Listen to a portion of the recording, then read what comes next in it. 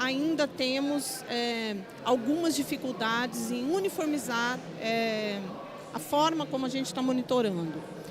No segundo ponto, a gente ter integridade desses créditos. Então, a gente já começa a ouvir, por exemplo, grilagem de créditos de carbono com o uso de unidades de conservação que deveriam existir ou que existem, mas que estão sendo usadas para o comércio de créditos.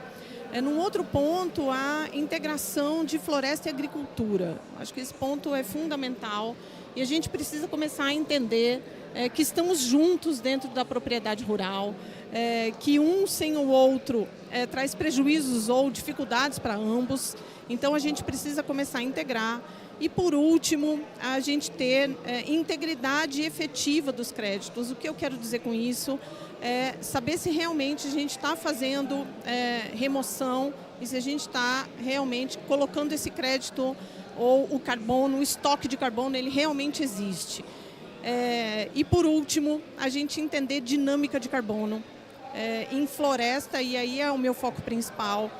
A gente tem dinâmica de floresta. Árvores nascem e morrem cotidianamente, o tempo todo, durante 24 horas. Isso está acontecendo dentro da floresta. E, por muitas vezes, a gente está tratando créditos como fotografias, algo estático. E floresta é dinâmica. Então, isso precisa ser considerado para um grande desafio a ser vencido, para que a gente realmente estabeleça segurança e governança segura do mercado de carbono. Então, eu acho que um outro aspecto importante que a gente precisa de criar é a cultura para se discutir créditos de biodiversidade, especialmente carbono, que é um deles. Historicamente, no Brasil, a gente tem adentrado a modelos de negócio, mas nem sempre esses modelos são aderentes às nossas práticas, principalmente estando em um país tropicalizado. A gente precisa de aumentar esse debate para que isso seja mais acessível ao pequeno, ao médio, ao grande. O grande consome a tecnologia na fonte e o pequeno ou o médio ele só roda se for incentivado. E se a gente não tiver mais iniciativas para falar de um mercado que ainda não está totalmente regulado no Brasil, existem algumas iniciativas de lei, mas a gente não pode considerar que isso é regulação ainda, né? Eu acredito que um passo muito importante, principalmente como uma política pública, é o fomento a esse debate, o fomento aonde não se tem dados qualificados e claros para discutir um mercado de bilhões de dólares inerentes apenas ao Brasil. Então, eu defendo muito isso. Nós precisamos de fomentar um debate inclusivo de pequenos e médios e desmistificar o que é o crédito do carbono, como funcionam esses créditos de biodiversidade. Tendo em vista que a gente tem uma fauna, uma flora muito rica, a gente tem uma diversidade de fontes que podem ser monetizadas e não estão sendo exploradas. Por outro lado, a gente tem também uma diversidade de atores que estão explorando e não tem um respaldo legal. Não tem segurança jurídica ao se tratar de créditos de biodiversidade. Ou seja, eu entendo que o Brasil, o estado de Goiás, com algumas das suas iniciativas, tem a oportunidade de ser protagonista em um cenário internacional de comercialização de crédito de carbono, e isso pode ser muito fomentado a partir de iniciativas de inclusão de diversos segmentos da sociedade. Eu acho que isso é muito importante para que a gente consiga ganhar escala e para que a gente consiga discutir isso a níveis não só institucional, mas principalmente de geração de renda e transformação social. Muito legal. Bom, eu acho que focando principalmente no setor da agricultura e da pecuária, né? Eu acho que o primeiro ponto é ele passar a ser incluído no processo de discussão de como esses créditos serão gerados. Por quê? Porque hoje, quando a gente pega a questão de, olha, o que está sendo removido, o que está sendo deixado de emitir por um setor, seja ele a agricultura ou não, a gente tem parâmetros, às vezes, muito bem estabelecidos, né? Agora, quando a gente pega a agricultura, que é algo a céu aberto, né? E aí a gente vem com muitos critérios que não foram criados aqui, por exemplo, na nossa região. Esses critérios não conseguem mensurar com total certeza, né, o que de fato acontece ou qual é a dinâmica dos gases, aí com foco em carbono, aqui na nossa região, na nossa agricultura, né?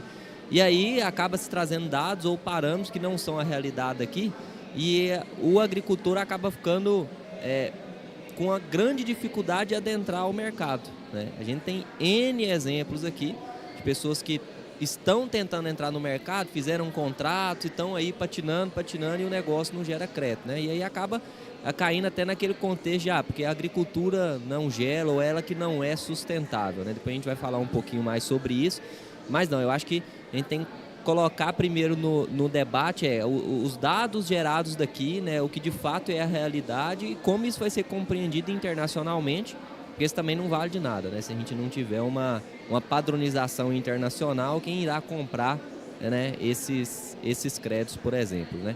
Então acho que quando fala para o setor da agricultura, esse é um dos principais pontos.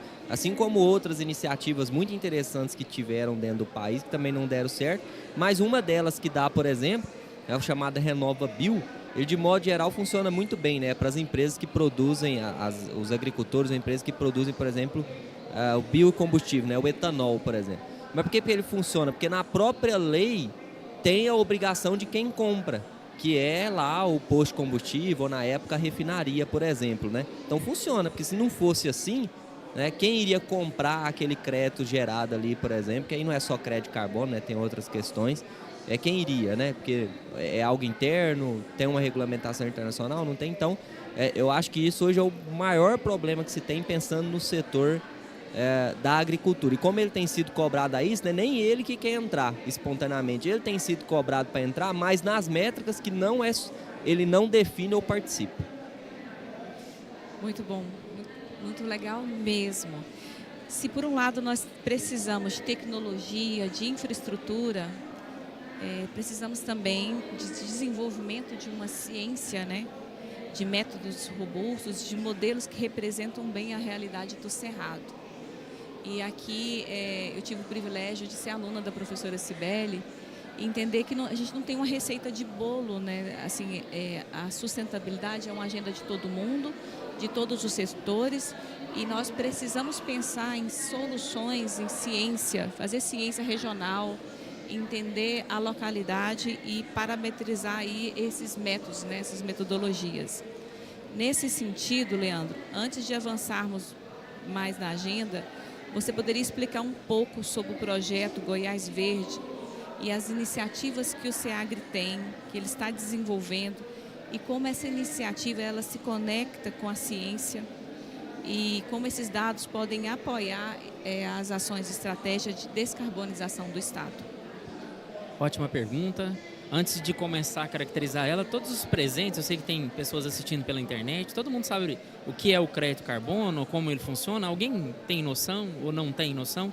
Todos têm? Só para mim saber dar uma... Tá, então eu vou começar a caracterizar aqui o que é o crédito carbono. O que acontece, pessoal? Vamos imaginar a atmosfera como sendo uma grande piscina, e nessa piscina, eu vou usar uma explicação lúdica para ser bem breve e a gente começar todo mundo a discutir essa temática. Se a gente imaginar a atmosfera como sendo uma grande piscina e que várias pessoas estão fazendo deposição de material nela, seja diferentes tipos de gás carbono, óxido nitroso e N outros, existe uma normativa internacional onde alguns compram créditos, onde eles podem colocar uma quantidade de material dentro dessa piscina, e se ele não conseguir atingir aquela meta que ele adquiriu esse crédito, ele vai ter que fazer aquisição de créditos em outros mercados para compor o que ele tinha regulamentado, o que ele tinha liberado para poder emitir, por exemplo, de crédito carbono, que é 1 tonelada, né?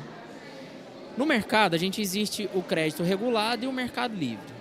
No crédito regulado, na União Europeia, isso gira em torno de 400 a 800 dólares por tonelada. No regulado é onde eu tenho cenários onde existem projetos sociais, onde existe desenvolvimento social atrelado à geração desse crédito carbono. E existe todo um aparato legal para regulamentar a discussão de carbono na Europa. Então, vale esse valor. No mercado aberto, isso gira num valor bem menor. A gente está falando hoje de 25 a 45 dólares, a depender de quem está comercializando, desses créditos. Então esse é o mercado de crédito de carbono. E quando a gente começa a falar sobre crédito de carbono, começa a surgir uma série de questões, e aqui a gente traz hoje, que é inclusive um projeto encomendado pelo Estado de Goiás, é por que a agricultura, ou por que a soja de Goiás não poderia valer mais do que a do Mato Grosso. Eu sempre começo com essa brincadeira, né? Por que a soja de Goiás não vale mais do que a do Mato Grosso?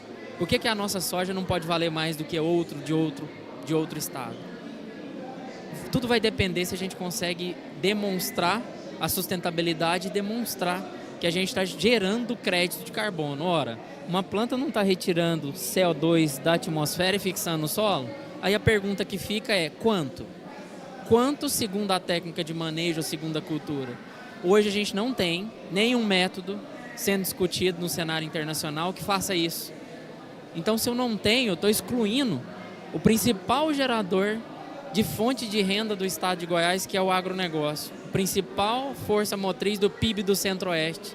A gente exclui todo mundo, porque a grande maioria dos modelos só discute carbono associado à biomassa. Então, a gente tem um projeto hoje chamado Goiás Verde, um consórcio com o governo do estado de Goiás, via SECTI, onde a gente está avaliando, segundo o uso e manejo do solo e a cultura, o quanto ela incorpora de carbono no solo. Esse projeto ele tende a ser um projeto que abrace as certificadoras internacionais. A gente não pretende divulgar essas informações só como artigo científico, coisa do tipo. A gente pretende provocar o mercado sobre um cenário que não está sendo explorado até então, que é da fixação de carbono através da agricultura. E muitas das técnicas que se tem hoje, que foram modeladas em países temperados ou em outras características, não tem como mensurar ou não mensura de forma adequada as nossas variações climáticas de clima temperado, que influencia inicialmente diretamente no solo e depois toda a microbiota que está embutida no solo. Ou seja, a gente está falando que a gente precisa de ter métodos que seja coerente com características de países de clima que nem o nosso. E hoje a gente não tem isso sendo discutido. A gente acaba excluindo a agricultura das técnicas de mensuração de crédito de carbono. Então hoje a gente vem incorporando dentro desse projeto uma certificadora que é a Verra, a gente está próximo dela. O Fernando vai falar um pouco mais sobre quais são as culturas e áreas que a gente vem mensurando isso e tendo esses parâmetros. E a importância disso é que tudo que a gente joga hoje no Google ou em alguma ferramenta aí de LLM, a gente vai ter uma resposta. Mas sobre isso a gente não tem. Por quê? Porque os dados no agronegócio têm uma particularidade. Sempre que eu tenho um dado muito qualificado, ele volta como sendo um produto comercializado. E a gente tem isso expresso em uma infinidade de produtos. Quando eu vou falar sobre crédito de carbono, a maioria dos pontos, a gente já fez esse levantamento, a gente tem cerca de 1.000 pontos que caracterizam todas as pesquisas que foram realizadas até hoje no estado de Goiás. E mais de 80% de todos esses pontos são de áreas de floresta. A gente não tem caracterização, mensuração de quais são os parâmetros que se discute carbono em áreas de manejo intensificado da agricultura, que é a nossa maior força motriz no agronegócio, que é a proposta do Projeto Goiás Verde. Então o Projeto Goiás Verde vem como sendo uma iniciativa que tem capacidade de gerar renda para o pequeno, para o médio, para o grande e trazer a discussão do crédito carbono para as atividades de agricultura que até então não se possui além da biomassa, que é o que é convertido depois da colheita e fica ali sobre o solo de carbono, do que mais tem sido convertido em carbono na agricultura.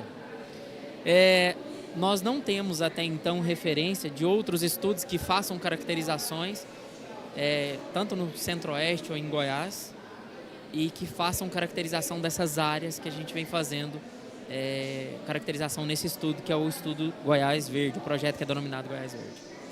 A gente acredita que é um momento histórico, não só de gerar dado qualificado de áreas de agricultura, como de mais que duplicar a quantidade de pontos que fazem análise de parâmetros associados a carbono. E qual é a importância da tecnologia, né, ou o aparato tecnológico para utilizar ou para discutir esse assunto? Hoje as coletas que nós fazemos nessas áreas que foram previamente classificadas está em aderência às práticas internacionais, até para reconhecimento futuro desses créditos no mercado internacional, e que esteja preparado para uma futura regulação e uma melhor monetização, igual eu comentei, que a gente tem o mercado regulado e o mercado livre, né? Hoje a gente tem utilizado tanto essas técnicas quanto as ferramentas computacionais. Nesse projeto, a gente procura realizar a caracterização e a mensuração do carbono, não só via imagem de satélite. Hoje, na totalidade, grande maioria do pessoal tem trabalhado só com imagem de satélite, onde ele faz a correlação biomassa, crédito carbono. Só que quem vem da matemática ou da física sabe que sempre que a gente sai de um espaço e vai para o outro, a gente tem perda de informação, né? Eu saio de um domínio e vou para outro. A ideia é reduzir essa perca e maximizar ao máximo a compreensão do que existe carbono. Então nós estamos trabalhando com imagem de satélite, com coletas físicas de solo, tanto parâmetros micro quanto macro do solo, que influencia no carbono. A gente está fazendo o mapeamento das áreas via laser com lidar, dessas mesmas áreas. E a gente está trabalhando também com mais outros estudos, que é a interação entre a planta e a atmosfera. As plantas estão captando CO2 do ar e fixando nas suas estruturas. Segundo a cultura, técnica de manejo, qual é o volume que isso ocorre? Isso não existe hoje, é estado da arte. E cruzar os 5 na entrada de um modelo de machine learning ou de deep learning para conseguir fazer a mensuração no final é estado da arte também. Então a gente está utilizando várias fontes para gerar um modelo onde compile essas várias origens de dados com o mesmo foco, que é o quanto de carbono a técnica de manejo e a cultura está fixando no solo. Por quê? Porque hoje, Valquíria, existe uma certa resistência de quem está no agro de discutir crédito carbono. Porque o crédito carbono, quando vai para o agronegócio, só se discute práticas de ESG, mas não se mensura o que está sendo já realizado na agricultura e fixa carbono no solo, além da biomassa que fica depois ali nessa área de agricultura. Então esse projeto vem para fomentar essas discussões com dados qualificados. E uma outra grande entrega desse projeto é que em breve o Estado de Goiás vai ter à disposição de quem queira trabalhar com modelos de deep learning, machine learning, predições relacionadas a clima e a agronegócio e a interação das plantas com o ambiente, torres de fluxo, que vão estar instaladas nas principais áreas produtivas de agronegócio do estado de Goiás, fornecendo esses dados de forma pública. A gente não tem notícia que tenhamos esses dados de forma pública em outra região do Brasil ou do mundo. E a ideia é que nós consigamos demonstrar para vocês que existem práticas para agricultura regenerativa ou outras práticas de manejos que é realizado nas áreas produtivas que permite a conservação, que gera ambientes que não existem em outros lugares, e isso não tem como ser mensurado. Então a ideia é que o Estado de Goiás comece a liberar esses dados para que vocês, pesquisadores, entusiastas, empresas e o mercado internacional possa fazer a comprovação de que as práticas sustentáveis da agricultura podem ser mensuradas, sendo o crédito carbono uma delas. Então esse seria o projeto Goiás Verde. Ele é um projeto bem amplo.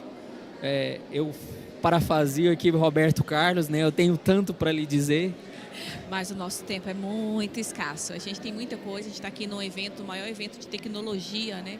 Que é a Campus Party, evento de tecnologia, falando de um assunto relacionado a mudanças climáticas. Para quem não sabe, o mundo tem emitido mais do que tem capturado. E aqui o nosso grande desafio é falar como as tecnologias já disponíveis, como a ciência precisa avançar e como nós precisamos promover a inclusão para esse bem comum. E aqui eu gostaria de ouvir rapidamente o Fernando também, rapidamente no sentido de que a gente tem um tempo para cumprir, Fernando, não precisa ser tão breve assim. Fernando, como a diversidade do bioma cerrado e dos sistemas produtivos brasileiros influencia na precisão da mensuração do carbono?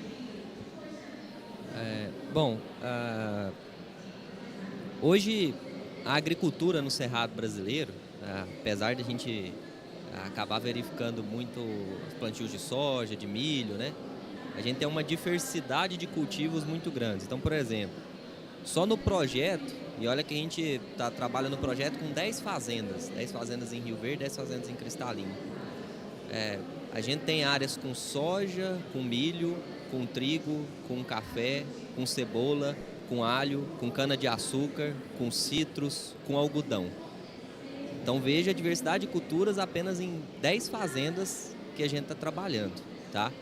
Então, assim, isso faz com que, por exemplo, principalmente para determinar através de modelos gerais que nós temos, às vezes qual que é a captura de CO2 por aquele sistema, ou até mesmo a emissão, torna-se muito difícil. Então, por isso que a geração de dados in locus, e dados da planta, dados do solo, dados da atmosfera, é muito importante para a nossa agricultura. Outra coisa é o nosso clima. Nós estamos num clima tropical. Então, essa dinâmica, ela é muito mais intensa. E não só na agricultura, no nosso cerrado, na floresta que está ali em pé. É muito diferente de quando a gente vai para um clima mais temperado, por exemplo, em que a dinâmica dos micro-organismos são muito mais lentas. E aí essa degradação de biomassa, de matéria orgânica, de fluxo de gás, ela também é muito menos intensa e muito menos dinâmica, né?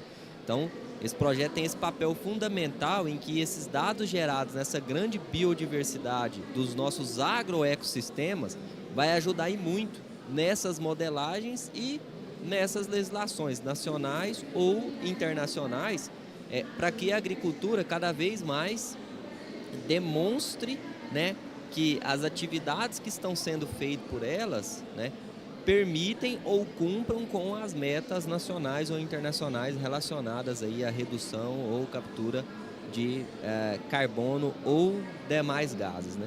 Eu falo isso de atividades que já estão sendo executadas, porque hoje está-se muito em ênfase a discussão, seja da mudança climática, diversidade climática, seja o nome que queira dar para esse assunto, né?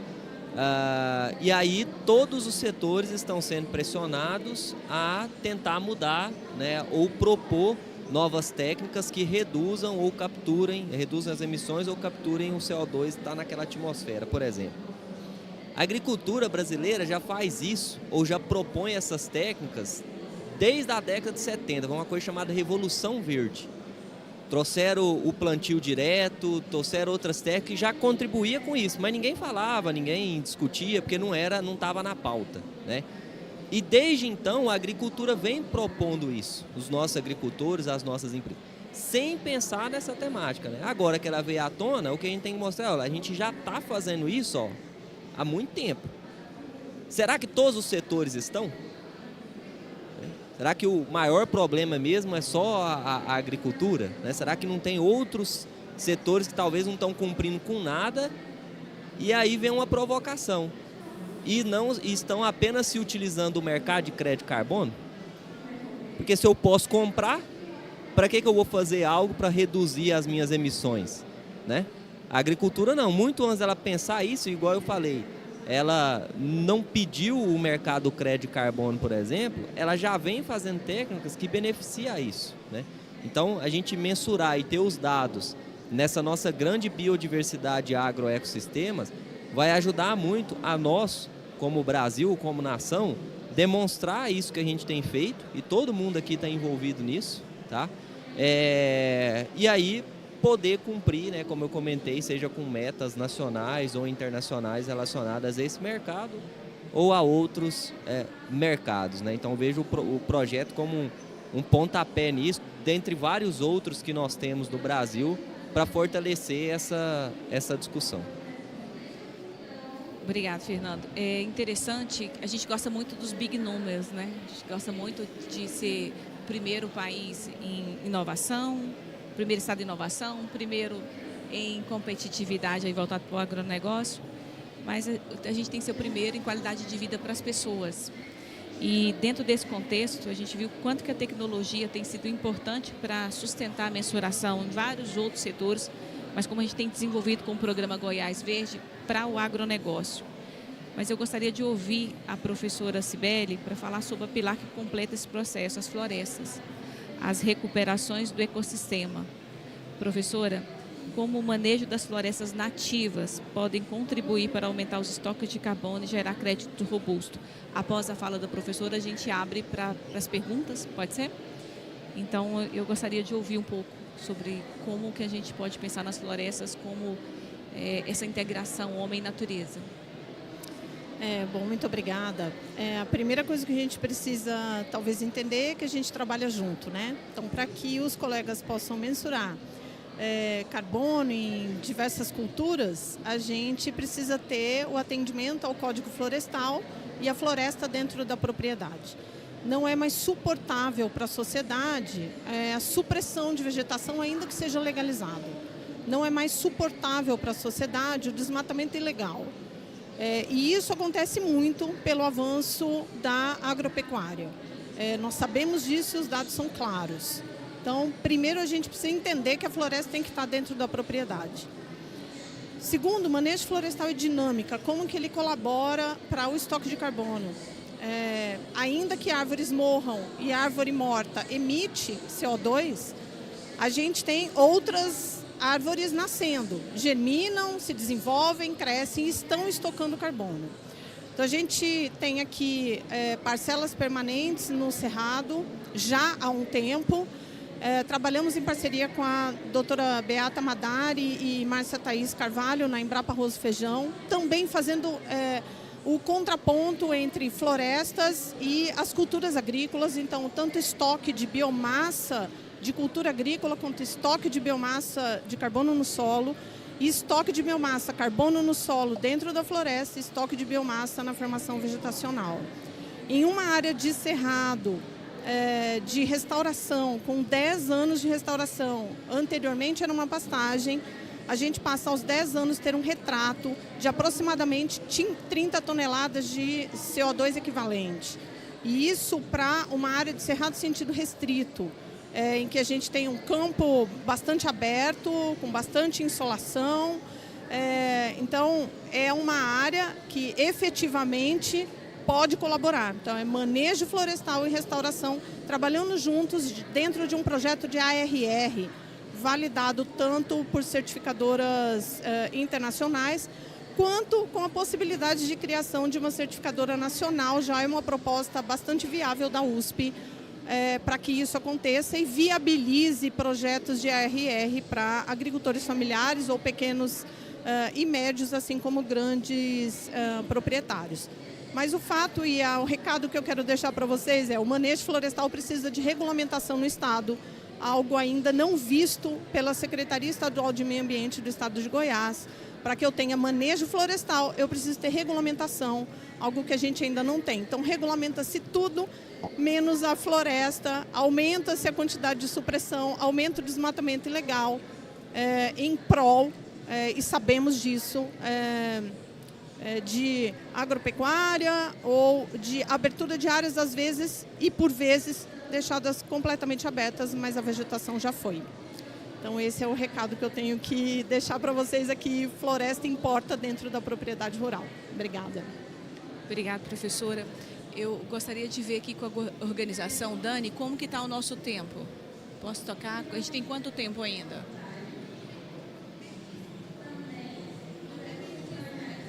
Tá, nós temos ainda 20 minutos.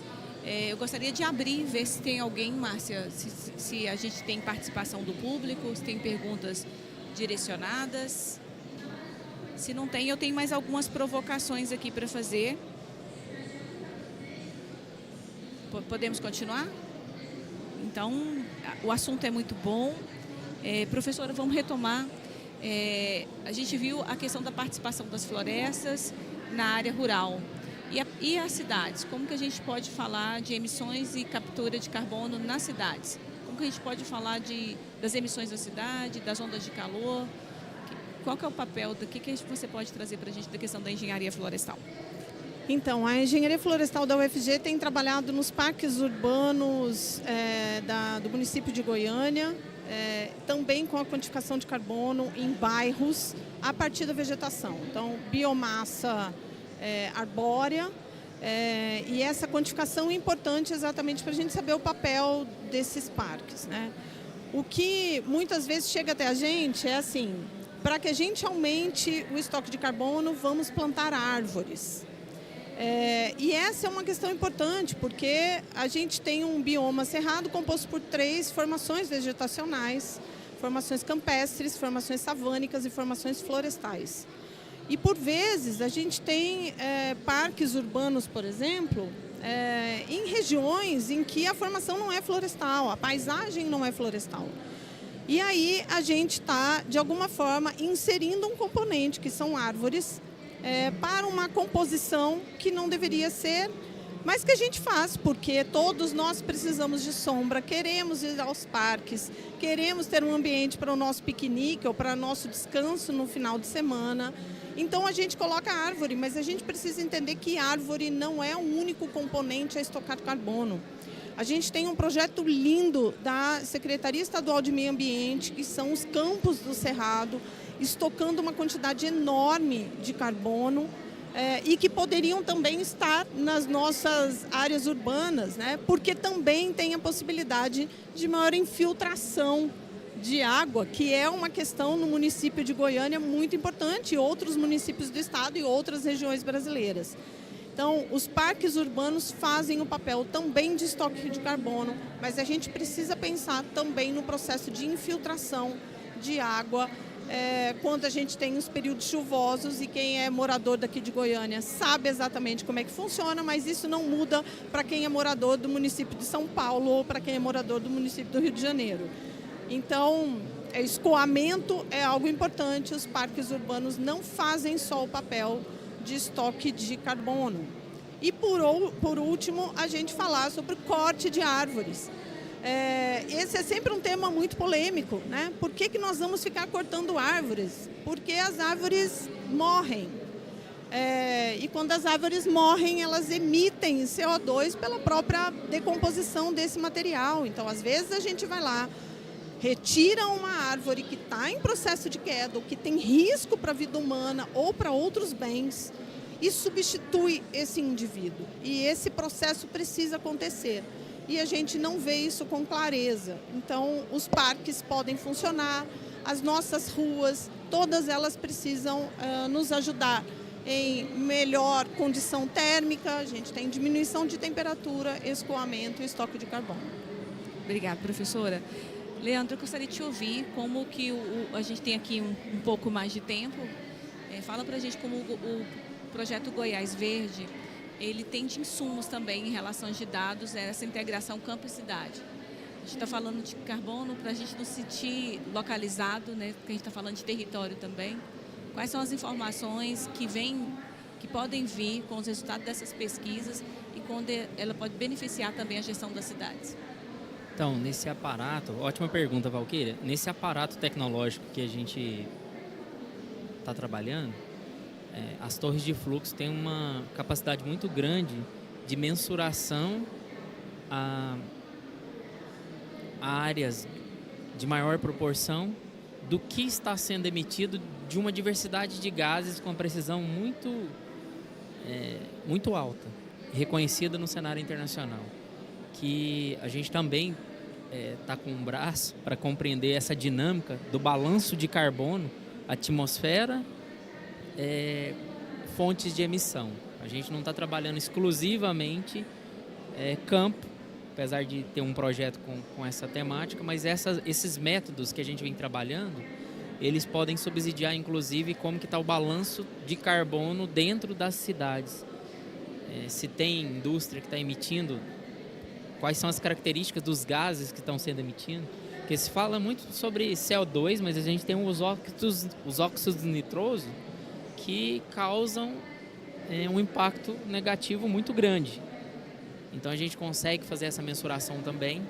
E eu acho importante, Valquíria, citar também que a gente não está trabalhando só aqui em Goiás com as características só regionalizadas.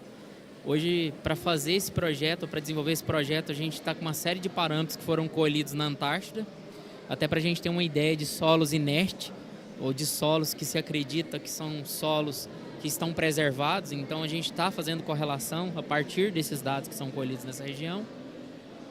E nós também temos uma diversidade de pesquisadores de diferentes instituições que trabalham nessa temática, que fazem parte desse projeto.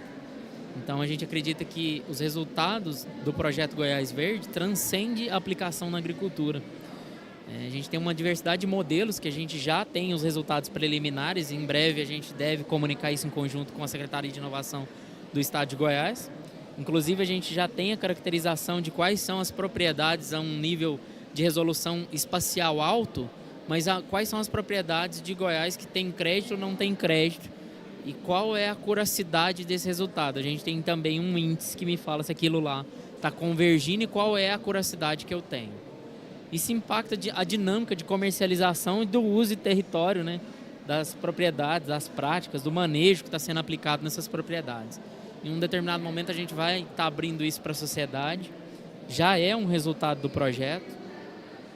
E tem uma série de outras tecnologias que a gente está validando, não a predição, mas a gente está validando a qualidade da correlação da predição. Isso é importante colocar, porque o pessoal às vezes tem visualizado métodos diversos de mensuração de carbono, e nesse momento o projeto Goiás Verde está validando não só o resultado, mas a qualidade dos resultados, fazendo uma análise minuciosa dos parâmetros físico-químicos que vai do solo aos particulados que existem na atmosfera e nessa troca planta-atmosfera. Muito legal. Eu estou fugindo um pouco do script, mas eu não poderia perder a oportunidade aqui da nossa mesa de estar nesse evento hoje falando sobre tecnologia, dessa integração, que ciência é para todo mundo e ciência tem que ser essa ciência cidadã que subsidia também a tomada de decisão. E nós nos amparamos nela nesse momento, né, de crise climática. E com isso eu gostaria de ver com o Fernando, considerando a iniciativa Goiás Verde, o que a ciência brasileira ainda precisa avançar para reduzir as incertezas na medição e aumentar a confiabilidade de crédito de carbono. Recente eu estive em uma palestra onde o produtor é muito desconfiado, não há um consenso científico sobre qual é o melhor método. Nós já falamos sobre isso, porque o onde e o como importa muito, né? É uma agenda de todos, mas a gente não tem uma receita de bolo onde todo mundo pode ser inserido. E eu gostaria que você falasse um pouco dos avanços da ciência brasileira e como que a gente pode romper essa barreira de confiabilidade, como que a gente pode engajar mais pessoas nessa agenda. Bom, Valquíria, eu acho que o principal ponto é a gente ter, primeiramente, cada vez mais dados e informações gerados aqui. Acho que esse é o primordial. Como eu falei lá no início, como o nosso sistema é muito dinâmico, ele precisa ser monitorado constantemente. Então, o primeiro ponto para que a gente tenha bons resultados é que cresça ainda mais essas iniciativas, como a iniciativa do Goiás Verde. Como eu comentei, a gente tem diversas outras, a Embrapa tem suas iniciativas, outras universidades têm. A gente precisa que elas se ampliam, que elas se integram em um certo ponto, para que de fato a gente consiga, com uma confiabilidade mínima esperada, assim como é para outros setores, conseguir determinar, né, como que é essa dinâmica do carbono ou desses outros gases dentro da nossa agricultura e dentro das técnicas de manejo que a nossa agricultura ela propõe, tá? A gente, claro, já tem várias informações, mas elas acabam, às vezes, não consolidando de fato o que é a realidade final ou mesmo trazendo um dado assertivo, né? E por que a gente acredita tanto na nossa agricultura nesse ponto de vista? Por todas as iniciativas que ela tem gerado ao longo do tempo, né? O Brasil, por exemplo, é líder no que nós chamamos de uso de bioinsumos, né? O que são os bioinsumos? É a utilização de micro-organismos, tá? Para substituir, às vezes, um produto químico, substituir uma adubação química, né? Ajudar a planta a produzir. O Brasil é líder nisso. O Brasil é líder na redução, por exemplo, do uso de nitrogenados, né? De fertilizantes químicos nitrogenados, utilizando, por exemplo, micro-organismos. Nenhum outro país faz isso, né? E aí, quando a gente pega relacionado à integração, ou o nosso agroecossistema, né, a agricultura junto com a floresta, o Brasil também dá show nisso. Por quê? Nenhum país do mundo tem um código florestal igual o nosso, que é fenomenal, né? Em que obriga, por exemplo, a propriedade rural conservar lá de 20% até 80% da sua área com floresta, tá? Mesmo a terra não sendo daquela pessoa, porque ele não compra, que lá continua sendo do governo, ele tem o direito de uso dela, e ele tem que usar ela muito bem, né? E ele paga por aquela terra e ele conserva, né? Saiu recentemente, por exemplo, um levantamento da Embrapa Territorial, pouco mais de 65% do território brasileiro ainda está conservado, né? Isso é muito, se a gente pega do 100% é mais que a metade, mas como a professora comentou, a gente tem que preservar, é importante, né? A gente tem que olhar aquilo como muito e falar, podemos desmatar mais.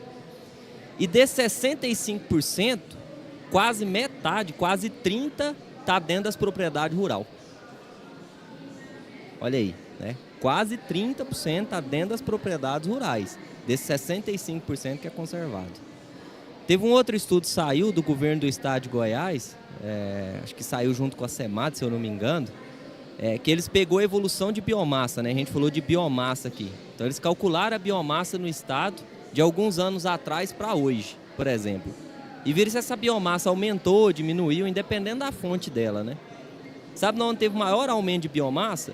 No sudoeste do estado de Goiás, onde tem a maior área de agricultura do estado.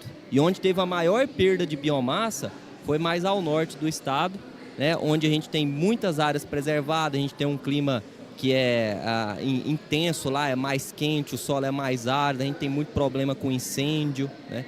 Então, às vezes a preservação, a manutenção dessa floresta, por exemplo, sem você ter um manejo ou acompanhamento dela, também é ruim. Às vezes até por práticas, né, ou coisas naturais, ela acaba se perdendo para não só tão a evolução, por exemplo, da agricultura, né? E aí a gente tem diversas outras iniciativas, né, que a gente acha muito importante. Por exemplo, combate a incêndios, né? A gente tem um grande foco na parte de combate a incêndios dentro da propriedade rural. O produtor é obrigado a fazer isso, tanto na área de agricultura como na área nativa, né? A gente lá na cidade, por exemplo, a gente é obrigado a combater o incêndio quando está na época seca. Se pegar lá na vegetação, pegar lá em casa, a gente chama o corpo de bombeiro, nós não temos obrigação nenhuma, né? Pois então, a gente falou lá dos rios, por exemplo.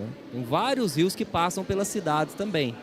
Lá na propriedade rural, nós temos a obrigação e mantemos lá, por exemplo, a APP, a Área de Preservação Permanente em torno desses rios, né? E na cidade, será que a gente está buscando essas iniciativas também?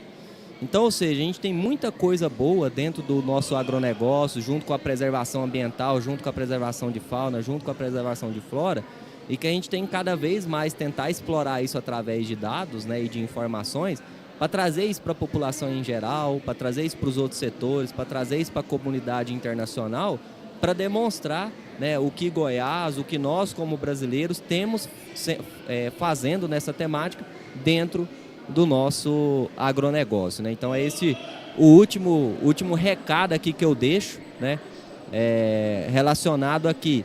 Se a gente pegar o que a gente está fazendo hoje, destacar isso, gerar esses dados, gerar essa informação, a gente vai continuar, né, não saindo do lugar nessa temática e sempre sendo cobrado, apesar da gente estar fazendo muita coisa.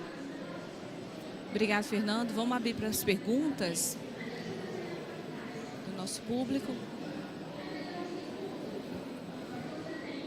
Alguém tem alguma pergunta? Eu tenho, então, enquanto o pessoal aí se prepara.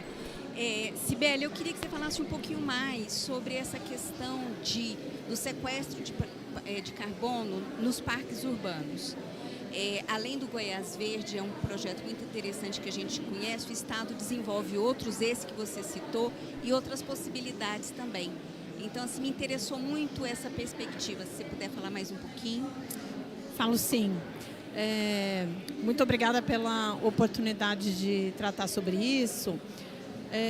Bom, Goiânia é conhecido pelos inúmeros parques, né? Então, o que a gente tem feito especificamente é ido aos parques, feito o levantamento de todos os indivíduos arbóreos, com espécie, medição de altura e medição de diâmetro, quantificamos o estoque de carbono, modelamos o estoque de carbono nessas áreas, porque a gente precisa entender que cada espécie arbórea, e aí talvez exista algum leigo aqui, o ipê, o jatobá, são espécies distintas e cada um tem uma densidade da madeira que vai se refletir numa quantidade de estoque de carbono. Então, isso é feito, a gente também consegue fazer isso em bairros, e tudo por meio de um tema da engenharia florestal chamado silvicultura urbana. Então, a professora Francine é a professora desta área, e ela tem feito esse trabalho há muito tempo e a gente vem acompanhando, nós duas fazemos parte do mesmo grupo, que a gente tem retratos, mas a gente poderia ter dinâmica, a gente poderia ter monitoramento do estoque de carbono nos parques urbanos. E isso é um grande feito. A gente tem exemplos do Parque Ibirapuera. Recentemente, junto com a AMA adquiriu um raio-x que consegue avaliar se essas árvores estão com ocos, se precisam ser cortadas, se estão doentes.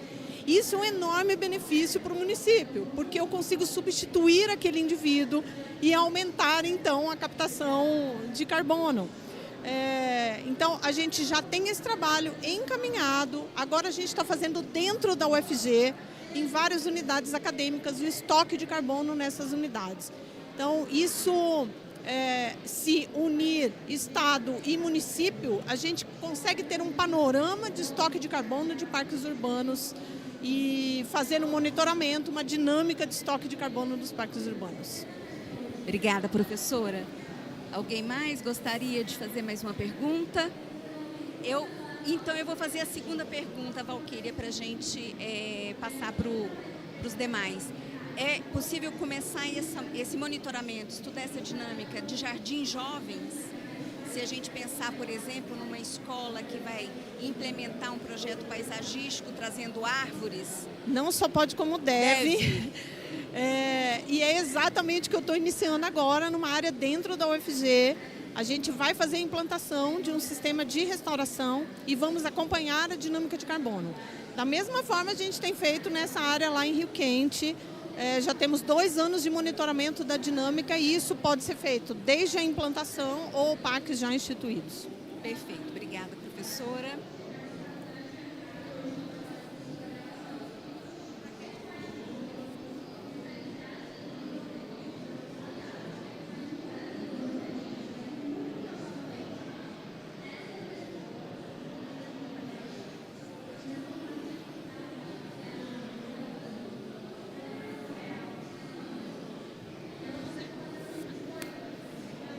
Olhando para o setor privado, se uma empresa ela faz o seu inventário de emissões, ela faz o seu plano de descarbonização, mas mesmo assim ela não consegue neutralizar, né, todas as suas emissões.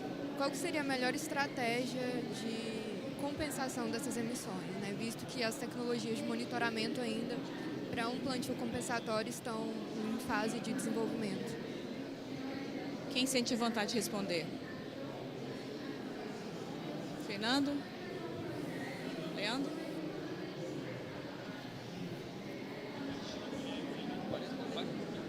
Eu vou falar um pouquinho, depois eu passo para o Fernando poder complementar.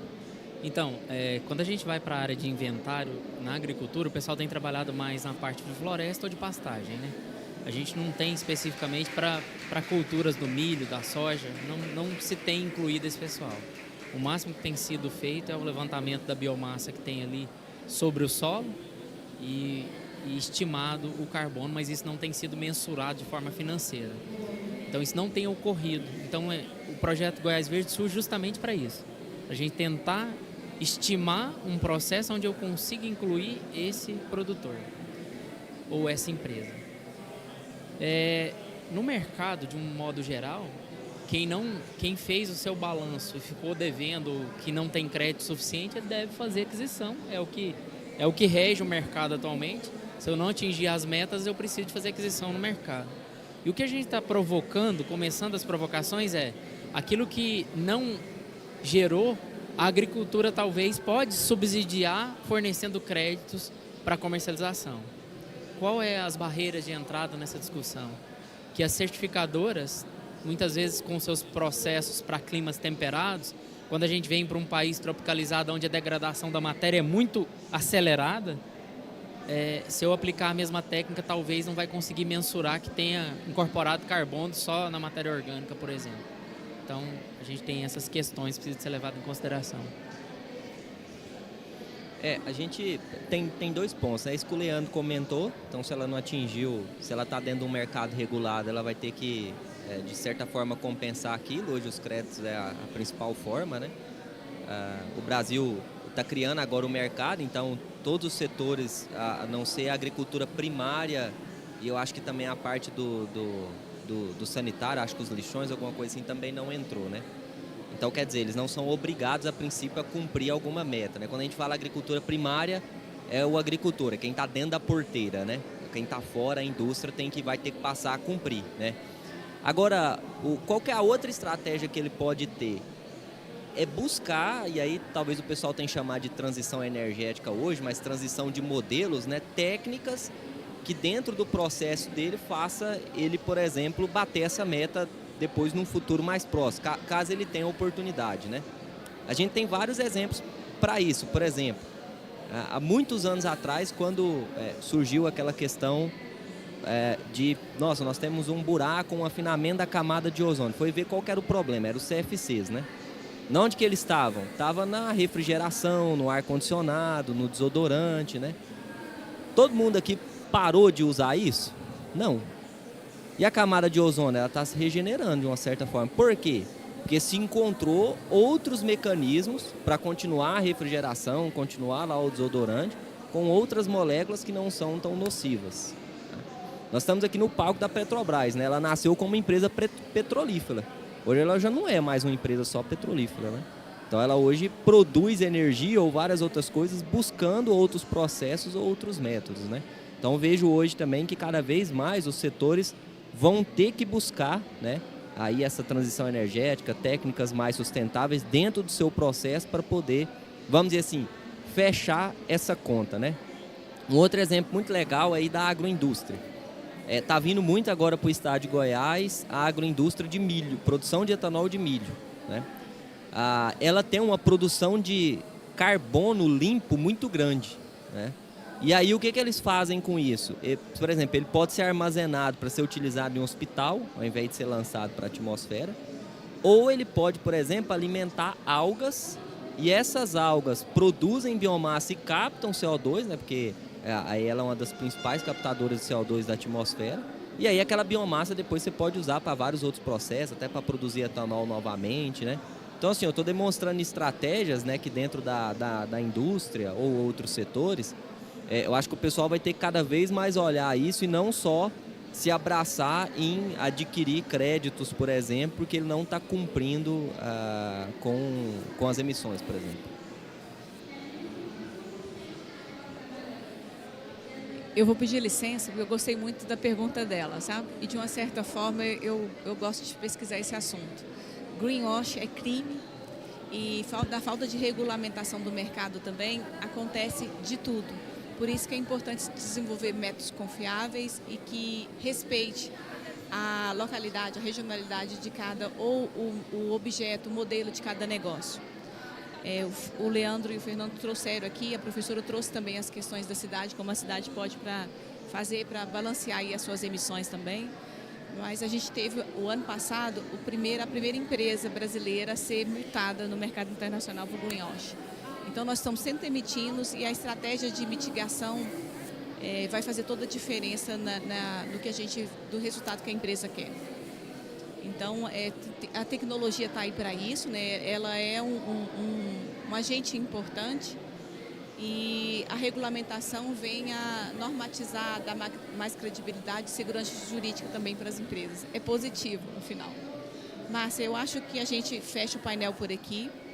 Eu passo rapidamente por todos aqui, começando pela Sibeli, para a gente deixar uma mensagem final, o que foi participar do painel para você e o que você gostaria que as pessoas que estivessem hoje aqui na Campus Party ou que vai ter acesso a esse material depois, qual é a mensagem que você deixa para as pessoas?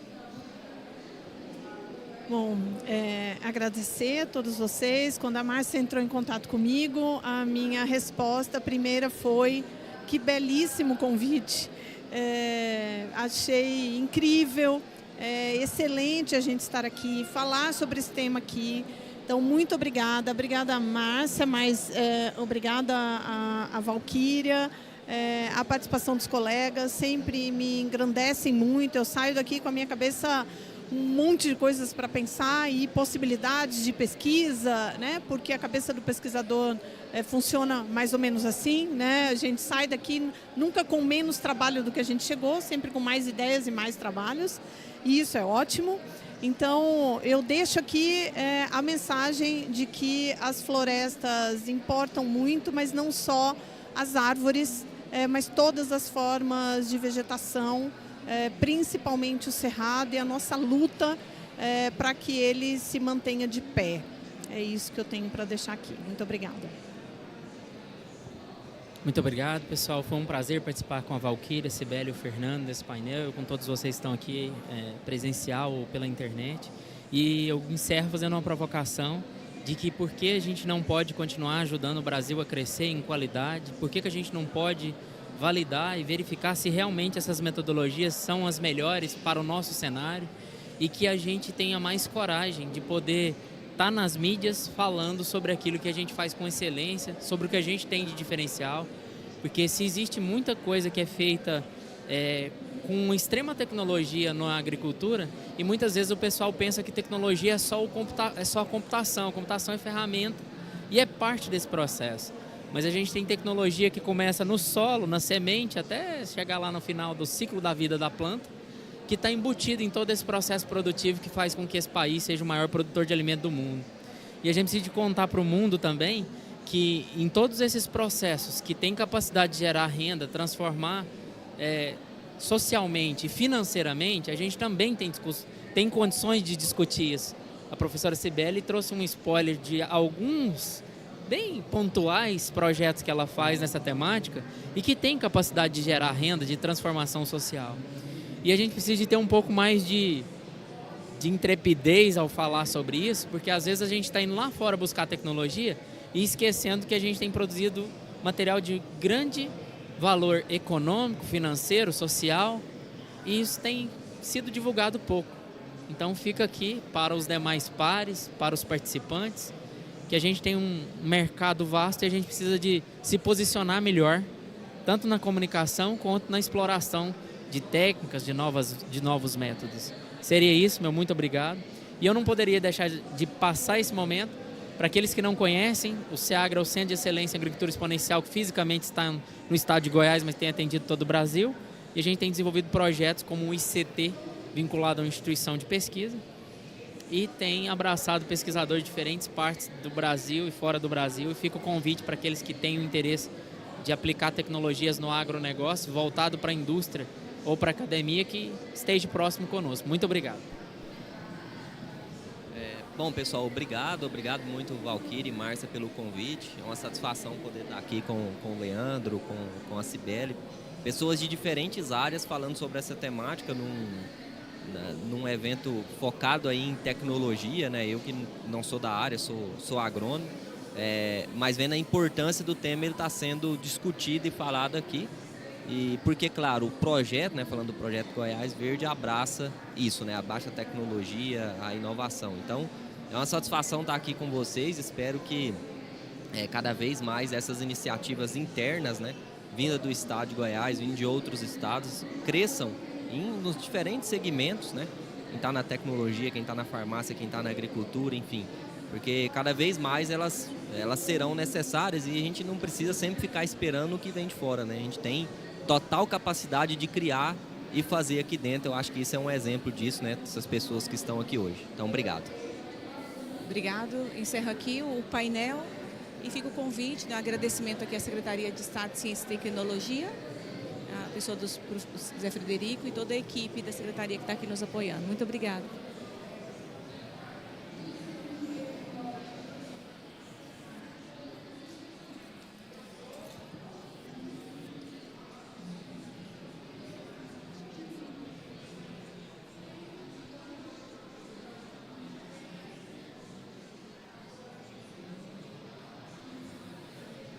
fazer uma foto, pessoalzinho. Quem aceita? Primeiro aqui, por favor, você quer fazer uma foto só do grupo aqui, ali?